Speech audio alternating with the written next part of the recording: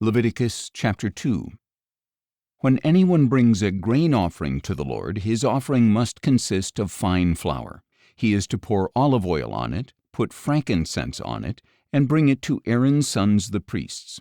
The priest shall take a handful of the flour and oil, together with all the frankincense, and burn this as a memorial portion on the altar, an offering made by fire, a pleasing aroma to the Lord. The remainder of the grain offering shall belong to Aaron and his sons. It is a most holy part of the offerings made by fire to the Lord. Now, if you bring an offering of grain baked in an oven, it must consist of fine flour, either unleavened cakes mixed with oil or unleavened wafers coated with oil. If your offering is a grain offering prepared on a griddle, it must be unleavened bread made of fine flour mixed with oil. Crumble it and pour oil on it. It is a grain offering. If your offering is a grain offering cooked in a pan, it must consist of fine flour with oil.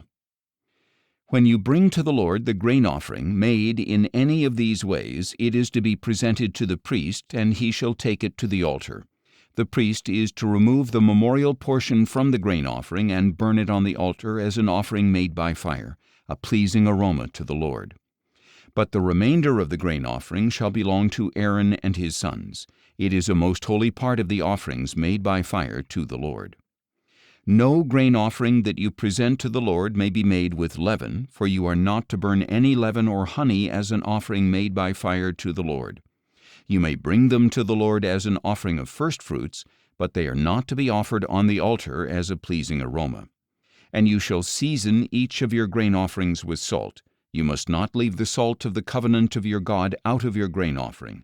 You are to add salt to each of your offerings. If you bring a grain offering of firstfruits to the Lord, you shall offer crushed heads of new grain roasted on the fire. And you are to put oil and frankincense on it. It is a grain offering. The priest shall then burn the memorial portion of the crushed grain in the oil, together with all its frankincense, as an offering made by fire to the Lord.